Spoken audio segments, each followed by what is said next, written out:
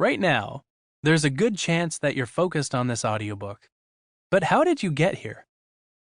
Looking at the books in my own library, I've learned about most of them through recommendations from friends, podcast appearances by the author, or having loved a similar book.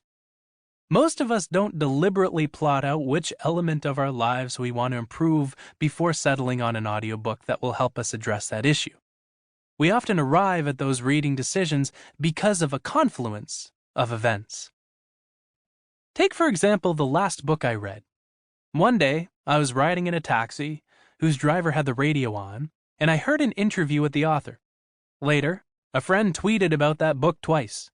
This accumulation of mentions led to my eventual decision to buy the book. The process as a whole was anything but deliberate. Our not plotting out in detail everything we do and every decision we make is, for the most part, a good thing. I made the series of decisions involved in purchasing many of my books in autopilot mode. Autopilot mode enables us to keep up with the demands of our life. For example, imagine if every email response required you to draft your answer in a new Word document. From there, you'd have to reread it several times, send it to your significant other for improvements, and print it once or twice to do line edits, only to arrive several hours later at a final, eloquent, "Sure, sounds good." This might be a productive thing to do for an important project, but for every email? Imagine being just as deliberate buying ketchup, taking out the trash, or brushing your teeth. Autopilot mode guides us through actions like these.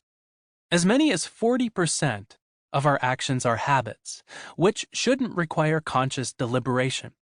Unless you're a monk who has the luxury of being able to meditate all day, it's impossible to live intentionally 100% of the time.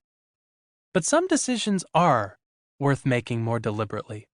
How we manage our attention is one of them. We typically manage our attention on autopilot. When we receive an email from our boss, we instinctively stop what we're doing to respond to it.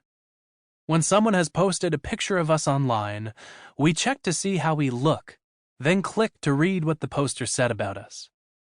When we're talking with a coworker or a loved one, we automatically focus on forming clever responses in our head before she finishes her thought. One of the most underrated skills? Letting other people finish their sentences before starting yours. Here's a simple exercise that'll take you 30 seconds. Come up with an honest answer to this question. Throughout the day, how frequently do you choose what to focus on? In other words, roughly how much of your time do you spend deliberately and with intention, deciding in advance what you want to do and when you'll do it? Most people don't fare too well with their answers. We lead busy lives, and at most, we only occasionally choose to focus on something intentionally. When we catch ourselves daydreaming, sense that we've been procrastinating, fall into the trap of bouncing around the same several apps or websites, or realize we've zoned out while watching our kids. After we snap out of autopilot mode, we consider what we really ought to be doing and make the effort to realign our neurons to focus on that instead.